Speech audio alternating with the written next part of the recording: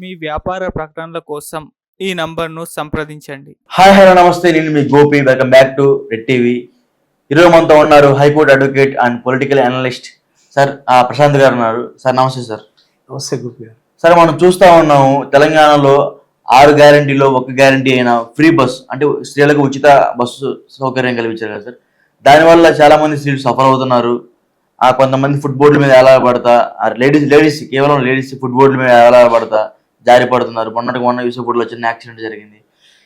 అసలుకి ఈ free bus service అనేది లేడీస్కి ఉంచితే బాగుంటుందా, తీసేస్తే బాగుంటుందా సార్?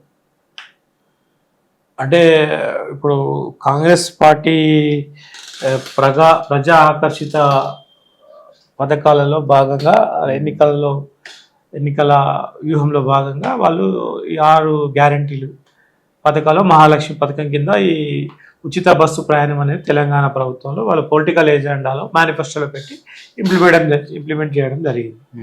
అయితే మనకు ట్రెండ్ ఏంటంటే ఇప్పుడు మనకు బస్సులలో కొన్ని సీట్లు రిజర్వ్ చేసి ఉండేవి, అందరు తెలిసిన విషయం. మిగతా సీట్లలో జెంట్స్ ప్రయాణం చేస్తున్నారు. ఇప్పుడు ఉచిత ప్రయాణం అనగానే ఇది బాగా ట్రెండ్ జరిగిపోయింది. ఎందుకంటే వాళ్ళకి మన మహిళలకి ఏంటంటే షాపింగ్ చేయాలని ఉంటుంది, తర్వాత ట్రావెలింగ్ చేయాలని ఉంటుంది, ఎక్కడెక్కడికో. ఇప్పుడు దానికి ఇప్పుడు కొత్తగా చాలా వాళ్ళు దాన్ని యూజ్ చేసుకొని ఉచిత ప్రయాణాన్ని యూజ్ చేసుకొని మిస్యూజ్ చేసుకుంటున్నారు. తర్వాత అక్కడిక్కడ తిరుగుతున్నారు. దాంట్లో ఏమైందంటే ఇప్పుడు దాని ఎఫెక్ట్, నెగిటివ్ ఎఫెక్ట్ ఏమవుతుందంటే చాలా కొన్ని ఇప్పుడు తీసుకోండి. ఇప్పుడు మనకి ఇమ్మీడియట్గా ఆటో వాళ్ళకి ఎఫెక్ట్ అయిపోయింది. ఆటో వాళ్ళకి కొంచెం జీవనోపాధి తగ్గిపోయింది. వాళ్ళు ప్రతిదానికి బస్సులోనే ప్రయాణం చేస్తారు అని చెప్పి. ఇంకోటి ఏంటంటే మహిళలు ఇప్పుడు వాళ్ళు దాన్ని పర్పస్ లేకున్నా కూడా ఇప్పుడు మనం ఒక బస్సులో ప్రయాణించాలి, ఏదైనా ఎమర్జెన్సీ ఉంటేనని మనం వెళ్ళే పరిస్థితి ఉంటుంది. ఇప్పుడు ఎలాంటి లేకుండా విహారయాత్రలకు వెళ్ళినట్టు వస్తారు అనేది ఇంకో వాదన వచ్చేసింది. ఇప్పుడు ఎగ్జాంపుల్ మనకి దగ్గర యాదగిరిగుట్ట ఉంది. యాదగిరిగుట్టలో ఏమైతుండే, యాదగిరిగుట్టలో చుట్టుపక్కల సత్రాలు, లాడ్జెస్ అలాంటివి ఉండే.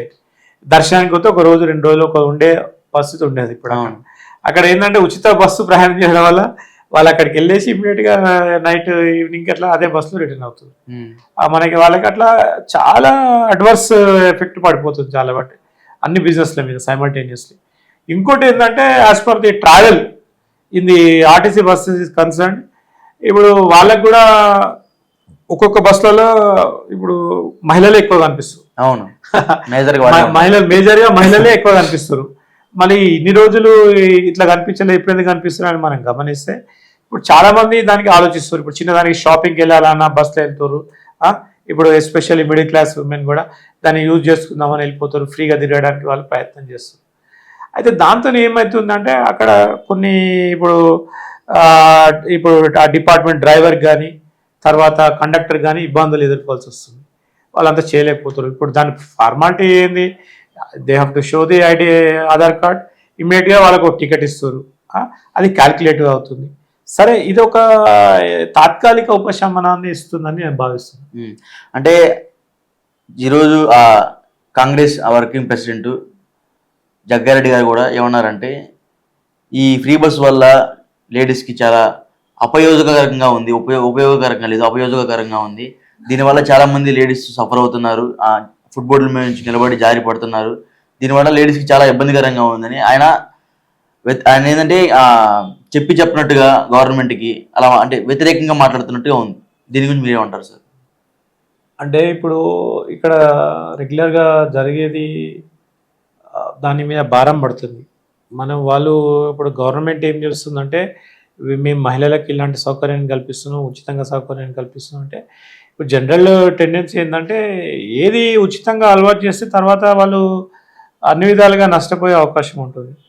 ఏదైనా ఒకటి డిసిప్లిన్, ఫైనాన్షియల్ డిసిప్లిన్ ఉండాలి, వాళ్ళకి కష్టపడాలి, వాళ్ళకి పొదుపు అనేది రావాలి అనేది అలవాటు చేయాలి. ప్రతి ఒక్కటి ఉచితంగా ఇస్తే అది తప్పకుండా ఏదో ఒక రోజు దానికి అది ప్రతికూల పరిస్థితులు ఏర్పడతాయి అనేది దిగబెరిగిన సత్యం. ఎన్ని రోజులను ఉచితం ఇస్తారు, మరి వేరే గవర్నమెంట్ వస్తుందా, అది పర్మనెంట్గా ఉందా? సరే, ఇప్పుడు మరి ఇస్తే మరి ఇప్పుడు మనకి బస్సులలో ఇక్కడిక్కడ విత్తింది ఒక పరిమిత కిలోమీటర్స్ లోపలనే జరుగుతుంది, మరి వేరే ప్రదేశాలకు అవకాశం లేదు కదా. కాబట్టి వీటిని వాళ్ళు ఆలోచించి ఇంకా పరిమితులు ఏమేమి ఉన్నాయి, ఇంకా దీన్ని ఏ విధంగా దీన్ని రిఫైన్ చేయగలుగుతాం అనేది ప్రభుత్వం ఆలోచించాలి. ఇప్పుడు అనర్థాలు జరుగుతున్నాయి, మళ్ళీ అడ్వర్స్గా కొన్ని ఏర్పడుతున్నాయి కాబట్టి దాన్ని పరిశీలించాలి. అదేవిధంగా ఇప్పుడు మీరు ప్రభుత్వము అది గ్యారంటీ పథకంగా తెచ్చుకొని దాన్ని ఒక వన్ ఆఫ్ ది గ్యారంటీస్గా పెట్టి ప్రజల్ని ఆకర్షించి ప్రభుత్వం అధికారంలోకి వచ్చింది. ఇప్పుడు దాన్ని వాళ్ళు కాపాడుకోవాల్సిన అవసరం వాళ్ళకు ఉన్నది. అంటే ఒక రిఫైనింగ్ చేసి ఆ పద్ధతులను ఏ విధంగా దాన్ని చేయాలి, అక్కడ ఎలాంటి కంట్రోల్ చేయాలి, ఇప్పుడు ఎలాంటి పర్పస్ లేకుండా ట్రావెల్ చేసే వాళ్ళు ఎలా ఫిల్టర్ చేయాలి, దానికి కొన్ని చూపెట్టుకోవాల్సిన కొన్ని మార్గదర్శకాలని రూపొందించాల్సిన అవసరం ఉంది. అయితే ఆ విధంగా చేసి బాధ్యతను పెంచాలి. ఇప్పుడు వాళ్ళకి తెలియాలి కదా. మళ్ళీ అల్టిమేట్గా ఏమవుతుంది, సామాన్య ప్రజలుగా మనం ఆలోచిస్తే సరే ఇప్పుడు ప్రభుత్వానికి వచ్చే ఆదాయం అయితే గండి కొట్టినట్టుగా అంతేగా మరి తర్వాత మళ్ళీ దాన్ని వాళ్ళు ఎట్లా ప్రభుత్వం ఎట్లా కూర్చుకుంటుంది, మళ్ళీ అల్టిమేట్ సోర్స్ ఎవరు, వాళ్ళకి ప్రజలే. ప్రజలు మన పన్నులు పెంచి పన్నుల నుండి వాళ్ళని కలెక్ట్ చేసుకొని మన ప్రభుత్వ ఖజానా నింపుకోవాల్సిన అవసరం ఉంటుంది. కాబట్టి దానికి మరి మేధావర్గము వాళ్ళందరూ ఆలోచించి ప్రభుత్వం కూడా వాళ్ళ నిర్ణయాలు తీసుకొని చేయాలి. ఇప్పుడు మన ప్రభుత్వం ఆలోచించి కొన్ని నిర్ణయాలు తీసుకుంటుంది. ఇప్పుడు ధరణి విషయంలో ధరణి డిఫెక్టివ్, అది చాలా జరిగింది, చాలా లోపాలు జరిగినాయి. అట్లనే ఇప్పుడు ఇలాంటివి దాన్ని చేశారు, వాళ్ళు ప్రభుత్వం చేశారు, కానీ తప్పులేదు కదా. కొన్ని జరుగుతాయి, ఇంకా ఎట్లా బెటర్ చేయాలి, మార్పులు చేర్పులు చేసుకొని పథకాలని అన్ని విధాలుగా, అంటే ప్రజలని ఎప్పుడు అప్రమత్తంగా ఉంటూ ప్రజలకి ఆరోగ్యాన్ని ఇస్తూ వాళ్ళను బాధ్యతాయుతంగా జీవనాన్ని గడిపే విధంగా చేయాలి. సోమరులను చేయొద్దని నేను ఆలోచన. అంటే సార్ కొంతమంది లేడీస్ కూడా ఆవేదన వ్యక్తం చేస్తున్నారు. ఎందుకంటే వాళ్ళు చేయెత్తినప్పుడు బస్సు ఆపట్లేదని, మాకు సీట్లు దొరకట్లేదని, ఎక్స్ట్రా బస్సులు కూడా ప్రొవైడ్ చేయట్లేదని అంటున్నారు. దీనికి మీరు ఏమంటారు? అవును, ఇది ఇప్పుడు ప్రాక్టికల్గా మనం బస్సెస్ని అబ్జర్వ్ చేస్తే వాళ్ళు మొత్తం బస్సు లేడీస్ ఫిల్అప్ అయిపోతారు. ఈవెన్ కొన్ని చోట్ల ఫుడ్ బోర్డింగ్ చేసే పరిస్థితి వచ్చింది వాళ్ళకి. ఇన్ని రోజులు అయితే ఆ పరిస్థితి లేకుండే ఫుడ్ బోర్డింగ్ చేస్తున్నారు. తర్వాత ఇప్పుడు పర్పస్లెస్ ట్రావెలింగ్ ఎక్కువైపోయింది. టైం పాస్ కి బస్ జర్నీ స్టార్ట్ అయిపోయింది. మరి ఇట్లా అవాయిడ్ చేస్తారు. దాని తర్వాత ఏంటంటే దాంతో నెగటివ్, ఫ్యామిలీ కూడా నెగటివ్ ఎఫెక్ట్స్ ఉంటాయి. తిరగడం చేయడం జరుగుతుంది కొన్ని.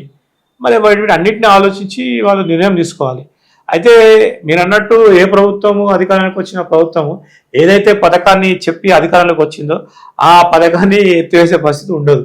ఎందుకంటే ప్రతిపక్షాలు స్ట్రాంగ్గా అపోజ్ చేస్తాయి. దాని మీద పెద్ద స్లోగా ప్రభుత్వ అధికారానికి గండిపడే అవకాశం ఉంది. అందుకే చెప్పండి. అంటే ఇప్పుడు జగ్గారెడ్డి గారి మాటల్లో చెప్తుంటే ఈ పథకాన్ని త్వరలో తీసేయబోతున్నారు అని చెప్తున్నారు. దానికి అయితే ఇప్పుడు అది మీరు ఆలోచించండి. ఎవరైనా ఒక ప్రభుత్వం వచ్చిన తర్వాత వాళ్ళకి వ్యూహాలు ఉంటాయి. ఒక రాజకీయ పార్టీకి కొన్ని లక్ష్యాలు ఉంటాయి. వాళ్ళు కూడా పల్స్ ఆఫ్ ది పీపుల్ ప్రకారం పోతుంటారు. ఇప్పుడు మహిళలు ఏమనుకుంటారు, ఏంది, దానికి ఏ విధంగా చేయాలని వాళ్ళకు ఒక మంచి పొలిటికల్ స్ట్రాటజీ అనలిస్టులు ఉంటారు. వాళ్ళు ఏ విధంగా చేయాలి, దాని ప్రజాభిప్రాయ సేకరణ ఎట్లుంటుంది అన్నీ ఆలోచిస్తారు వాళ్ళు. ఇప్పుడు సడన్గా వాళ్ళు మార్చితే తప్పకుండా వాళ్ళ పార్టీ మీద, ప్రభుత్వం మీద వ్యతిరేకత వస్తుంది, తీవ్రమైన ఉద్యమాలు జరుగుతాయి. ప్రభుత్వం అలాంటి వాటిని సెన్సిటివ్ ఇష్యూస్ని వాళ్ళు they have to handle very carefully. అయితే ఓవరాల్గా ఆలోచించాలి. ఓవరాల్గా దానికి ఒక శాస్త్రీయ పద్ధతిలో స్టడీ చేసి పరిష్కార మార్గాలు ఆలోచించాలి. అంటే చూడండి, ఒకటి సింపుల్, ఒక రెసిడెన్షియల్ అడ్రస్ ఉంటుంది, వాళ్ళు ఎక్కడి నుండి ఎక్కడికి వెళ్తారు, ఎక్కడి నుండి ఎక్కడికి వస్తారు, ఒక స్కానింగ్ అనేది ఉంటుంది. అలాంటివి వాళ్ళు పెట్టుకోవాలి. పర్పస్ఫుల్గా పోతారా వస్తురా అన్నది చూసుకోవాలి. ఇప్పుడు ఈవెన్ మనకి మెట్రోలో కూడా కొన్ని మానిటరింగ్ ఉన్నాయి. టికెట్ తీసుకొని ఒక డెస్టినేషన్కి వెళ్ళి అదే టికెట్తో మళ్ళీ బ్యాక్ వస్తారట, టైం పాస్ చేసుకుంటారు మధ్యలో. ఇప్పుడు ఎందుకంటే అది సిటీ కల్చర్లో ఇప్పుడు స్టేషన్స్ అనేవి నీట్గా ఉంటాయి, ఫుడ్ స్టాల్స్ ఉంటాయి. అట్లనే బస్సులలో ప్రయాణం చేసే వాళ్ళు కూడా వెళ్తారు ప్రయాణానికి, కాలక్షేపానికి. అలాంటి వల్ల ఏం జరుగుతుంది, అక్కడ సమయం వృధా అవుతుంది ప్రభుత్వానికి. వాళ్ళు టైం వృధా చేసుకుంటారు. అదే టైంని బస్సులో తిరిగే టైంని వాళ్ళ ఫ్యామిలీకి కేటాయించి కన్స్ట్రక్టివ్ ఆలోచిస్తే బాగా జరుగుతుంది. అట్లనే ప్రభుత్వానికి కూడా వచ్చే ఆదాయాన్ని కాపాడుకుంటే ప్రభుత్వం కూడా ముందుకెళ్తుంది. కాబట్టి దీన్ని ఆలోచించి ఈ పథకాన్ని ఇంకా రిఫైన్ చేసి బెటర్మెంట్ చేసే విధంగా ప్రభుత్వము మరి మేధావులను సహకరించి అంటే ఇప్పుడు చేసుకోవాలి. ఈ పథకం తీసేయాలా సార్? అంటే ఇప్పుడు దానికి సంబంధించి అవసరము ఎంతవరకు ఉంది అనేది ఆలోచించాలి. అవసరం లేదనుకుంటే తీసేయాల్సిన అవసరం ఉంది. అది చూసారు కదా ప్రశాంత్ గారి మాటలు, ఈ పథకం తీసేస్తే మంచిగా ఉంటుంది, లేడీస్ కూడా మంచిగా ఎప్పటిలాగానే టికెట్ కొనుగోలు చేసి ప్రయాణం చేస్తారని ప్రశాంత్ గారి మాటలు మనం విన్నాం. Thank you sir.